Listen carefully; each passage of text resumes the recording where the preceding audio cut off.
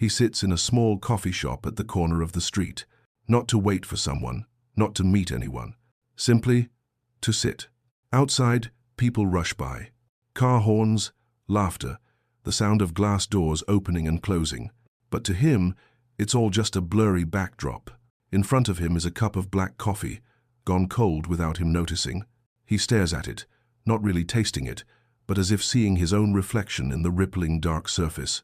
He used to be the one who was always on time, always proper, always pleasing everyone. A good boy when he was young, a model employee as an adult, a friend who never turned down a favor.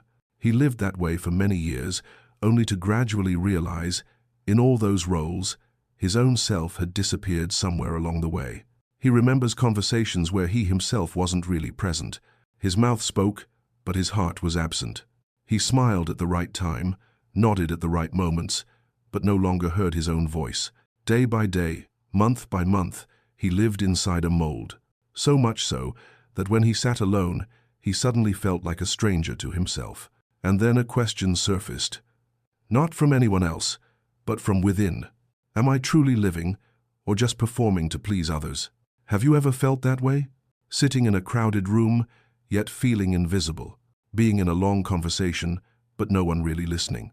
Working endlessly, but not knowing who you're doing it for. Have you ever asked yourself, when did I disappear from my own life? If you've ever carried that feeling, stay until the end of this video, because we will walk together through the journey of a man, from losing himself to finding peace again. This isn't a story about collapse, nor about loss. This is a story about a choice. The choice to return to oneself, after years of living for everyone but himself.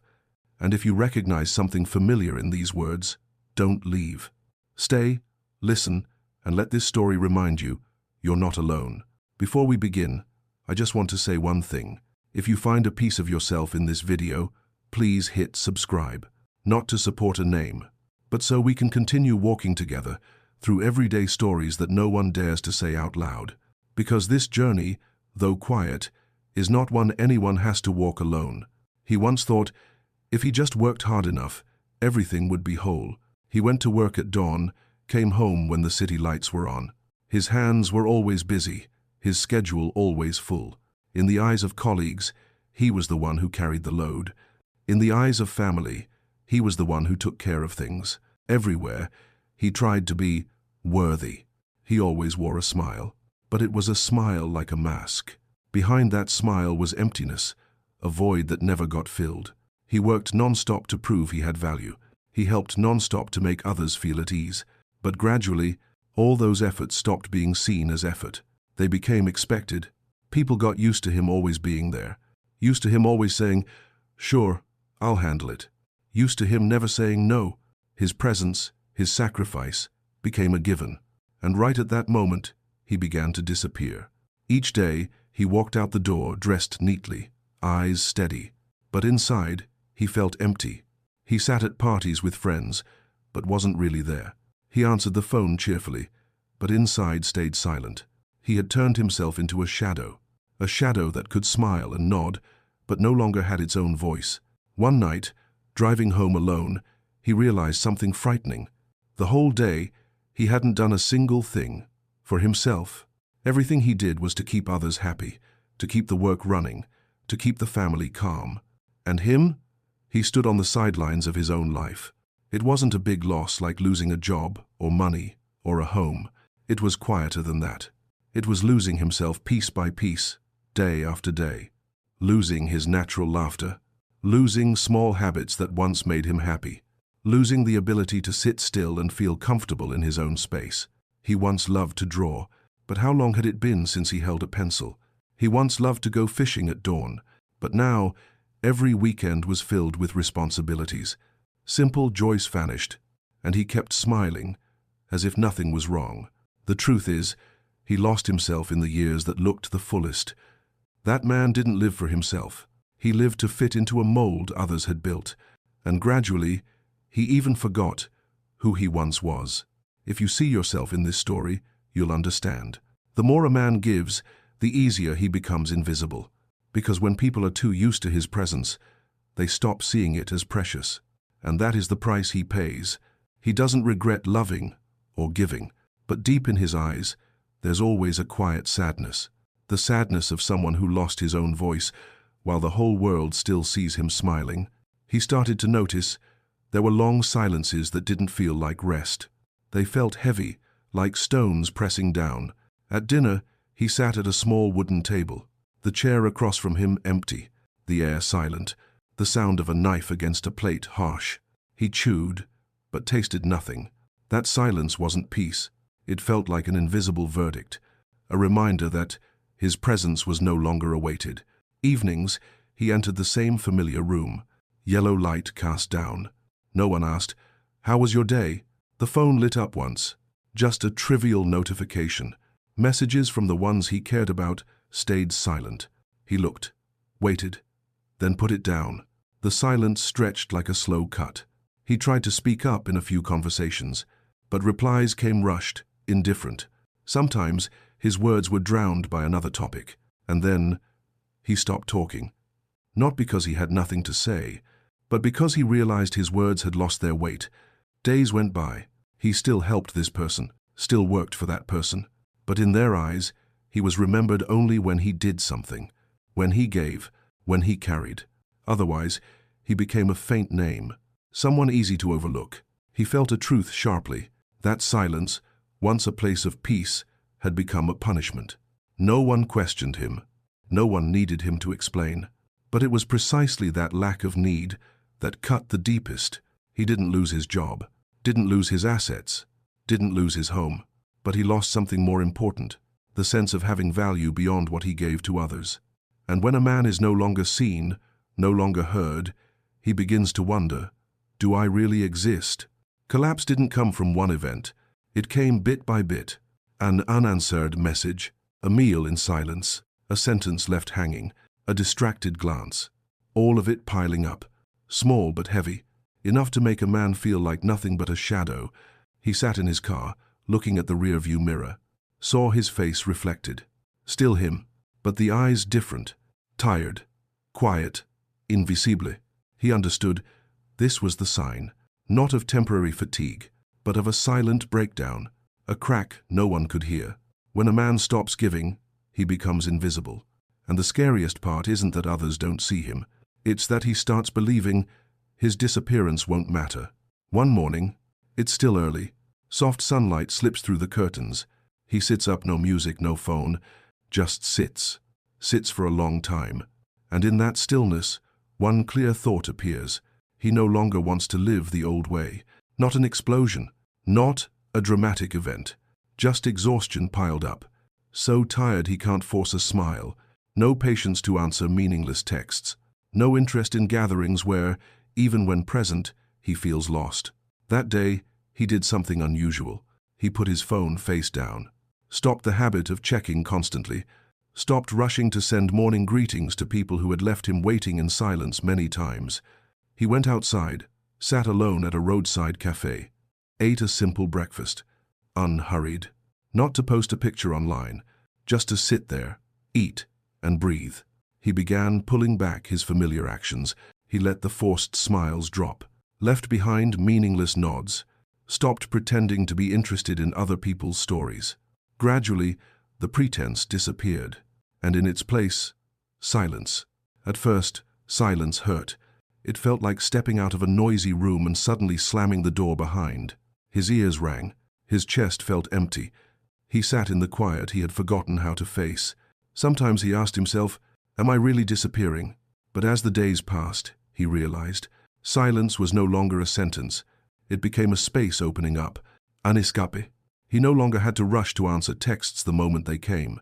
He no longer forced himself into parties where his presence changed nothing. He no longer stuffed a smile into moments he just wanted to sit still. The silence that was harsh at first turned sweet. Like drinking the first gulp of water after a long dry road, he felt his lungs open, his steps slow, his mornings no longer a whirlwind, but a chance to truly begin. The strangest thing was, no one noticed the change. Messages he didn't reply to slowly faded.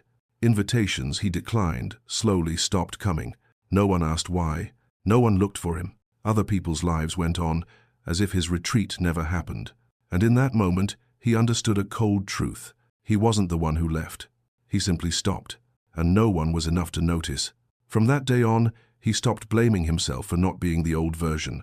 Instead, he started taking new steps, small ones, but the first steps in finding himself again. He no longer looked for crowds to fill the emptiness. He began to find his own presence in each moment, walking a lap around the park without needing company, drinking a beer at a small bar, quietly listening to live guitar, sitting on the grass, petting a neighbor's dog that ran up. Those simple things became the rope, pulling him out of his old role. He didn't disappear. He was slowly reappearing, but not in other people's eyes. In his own, he began to relearn how to live alone, not living alone because he was left behind, but living alone as a conscious choice. He brought back habits he thought he'd lost long ago. In the morning, he opened an old book, fingers turning each page, listening to the soft rustle. No rush, no reading to memorize, just to be in the moment, letting the words drift slowly through his mind. He cooked for himself, not for praise, not to post anywhere. He picked vegetables, cut meat, boiled water, added spices. Small tasks he once thought tiring now became a ritual. When he smelled the soup rising from the pot, he realized some simple things were enough to fill a day. In the afternoon, he went out, walked around the park. No music, no calls, just walking, hearing the crunch of dry leaves underfoot, feeling the breeze across his face. Sometimes stopping to watch a puppy chase a ball. Sometimes seeing a child fall, then stand up again. Ordinary scenes no one notices, but they made him quietly smile. In the evening, he sat at a small table, writing a few lines in a journal.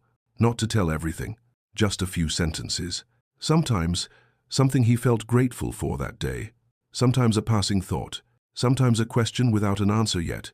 But line by line, stroke by stroke, he slowly regained the feeling of truly existing. He also set himself a new rule. A simple one, but he repeated it every day. If something takes away my peace, I don't need it. That rule wasn't to look strong. It was like a safety rope, to keep him from returning to the whirlwind that once made him disappear. At first, living alone stung. The emptiness in the house, the gaps in the schedule, the spaces in his mind, all like wind blowing across a wound. But then, those spaces began to soften. He discovered that being alone didn't mean being lacking. It was simply a new space to breathe. He remembered the first time he went to a small concert alone, sitting in the hall, dim lights, music rising. He didn't go with anyone, but he didn't feel lost. He felt free. No need to talk to fill silence. No need to pretend to like a song just because someone else did. He listened in his own way, and that was enough. Alone, he also relearned how to care about small things. A good meal, a full night's sleep, a morning stretch on the porch. Each detail became a brick, rebuilding the foundation of a life he thought had collapsed. Some might look at him and think he's lacking. Lacking friends, lacking companions, lacking loud laughter. But he knows the truth is the opposite. He isn't lacking. He's becoming fuller, because he no longer lives for recognition. He lives to be himself. In the quiet, he finds what was once forgotten. And it's that quiet that's the door to healing. He doesn't need to prove to anyone that he's okay. He just needs to know that each day he can look in the mirror, smile, and admit, today I lived for me. And fact of go, living alone isn't loss. It isn't punishment. It's a journey home. And on that journey, he's no longer afraid, because finally, he realizes what he was searching for outside had always been inside him. He no longer seeks recognition. The years of living to please everyone are behind him. Now, he doesn't need nods, doesn't need praise, doesn't need anyone to confirm he's good enough. He knows it from the quiet he's chosen. Old relationships fade, not from conflict, not because he cut them off. They just have no reason to exist anymore. Those who only came when they needed help disappeared. Those who were used to the fake, always smiling version of him didn't return. And surprisingly, he didn't feel loss. On the contrary, he felt lighter. In that absence, a few true connections appeared. A friend he doesn't need to see often, but every conversation is deep. A colleague who knows him beyond work and respects the boundaries he sets. People who don't need him to strain to prove value. They accept him just as he is. To outsiders, he's changed too much. They say he's become cold, smiles less, shows up less, shares less, but the truth is, he isn't cold. He's just clearer. Before, he smiled out of fear of disappointing others. Now, he only smiles when he truly wants to. Before, he said yes out of fear of offending. Now, he says no when it costs him his peace. That clarity makes people misunderstand him. But to him, it's freedom. He goes to a small bar at the end of the street, sits in a quiet corner. People laugh and talk around him. Live music plays. A few glances come his way, wondering why he's alone. He doesn't explain, because he doesn't need to. He sips his beer slowly, listens to the guitar, and feels fine. Stability doesn't come from blending into the crowd. It comes from no longer performing to belong. He spends more time on simple joys, a morning on the golf course, just the wind and the sound of the ball flying far, a short trip in an RV, stopping in small towns, watching the slow lives of strangers, an afternoon sitting in the park, talking with an old friend about things that need no conclusion. In those moments, he doesn't need an audience, doesn't need to prove anything. He just needs authenticity. The biggest change is his eyes. They once always searched for acceptance, always checked if he pleased others. Now, they're steady, calm, unmoved. Not because he's tougher, but because he's no longer held by anyone's approval. A man who no longer needs approval is a man who can't be controlled. He's not swayed by praise, not bound by fear of loss, not bent to fit expectations. He walks slower, but firmer, speaks less, but each word carries weight. He chooses to live less loudly, but more truly. Outsiders may look and not understand, but he doesn't need them to, because the truth isn't in their eyes. It's in his heart, knowing that at last, he's become a truly free man. He doesn't fear loneliness, never did. What he once feared was losing himself, going back to the days of living to please everyone but himself. He's been through that fear once, and it's enough to know nothing is more painful than watching yourself disappear from your own life. Today, he walks slowly. No rush, no pushing, no chasing. He knows the most precious thing isn't the crowd's noise. It's the steadiness of standing alone and still feeling complete. Some will say he's cold. Some will,